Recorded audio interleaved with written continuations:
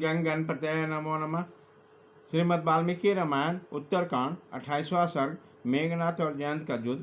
पुलोमा का जयंत को अन्यत्र ले जाना, देवराज इंद्र को युद्ध भूमि में पदार्पण, रुद्र तथा मरुद्रन द्वारा राक्षस सेना का संहार तथा इंद्र और रावण का युद्ध। सुमाली मारा गया, वसु ने उसके शरीर को भस्म कर दिया। देवताओं से पीड़ित होकर मेरी सेना भागी जा रही है। यह देखकर रावण का बलवान पुत्र मेघनाथ कुपित होकर समस्त राक्षसों को लौटाकर देवताओं से लोहा लेने के लिए स्वयं खड़ा हो गया। वहाँ महारथी वीर इच्छानुसार चलने वाला अग्नितुल्य तेजस्वी रथ पर आरूढ़ होकर वनों में फैलाने वाले प्रज्वलित दावानल के समान उस देव सेना को दौड़ा। नाना प्रकार का आयुध धारण करके अपनी सेना में प्रवेश करने वाले उस मेघनाथ को देखते हैं सब देवता संपूर्ण दिशाओं में भाग चले। उसी समय युद्ध की इच्छा वाले मेघनाथ के सामने कोई भी खड़ा न हो सका। तब भयभीत हुए समस्त देवताओं को फटकार कर इंद्र ने कहा, देवताओं भय न करो, युद्ध छोड़कर न जाओ और रण क्षेत्र में लौटा। मेरा यह पुत्र जयंत जो कभी किसी से परास्त नहीं हुआ युद्ध के लिए जा रहा है।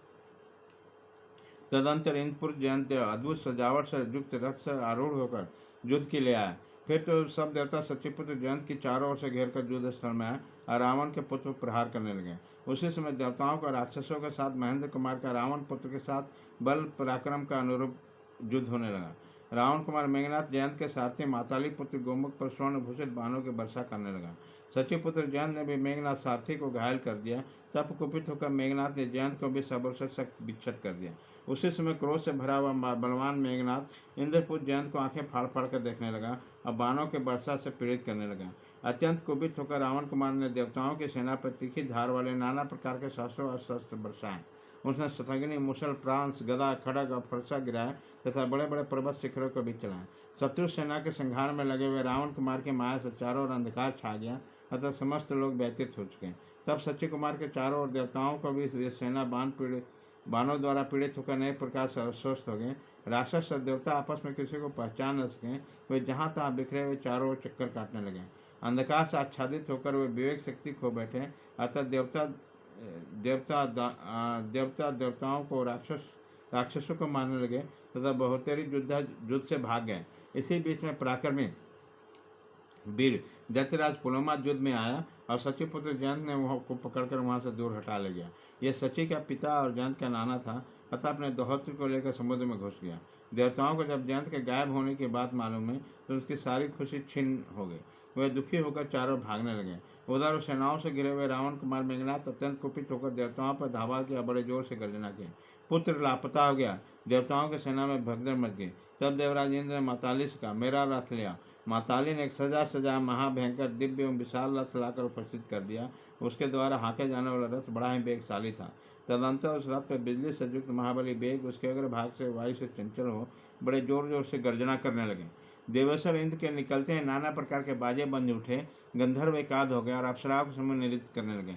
तत्पश्चात रुद्र, वसुओं, आदित्य और शिव कुमारों मरुदों से घिरे हुए देवराज इंद्र नाना प्रकार के अस्त्र लिए पुरुष से बाहर निकले। इंद्र के निकलते हैं प्रचंड वायु चलने लगी।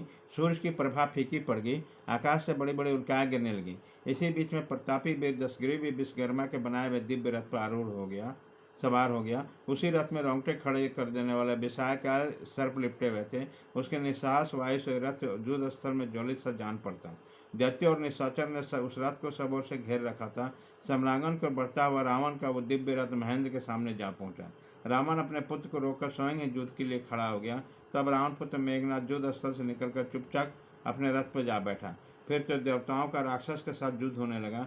जल की वर्षा करने वाले मेघों के समान देवता युद्ध स्थल में अस्त्र की वर्षा करने लगे।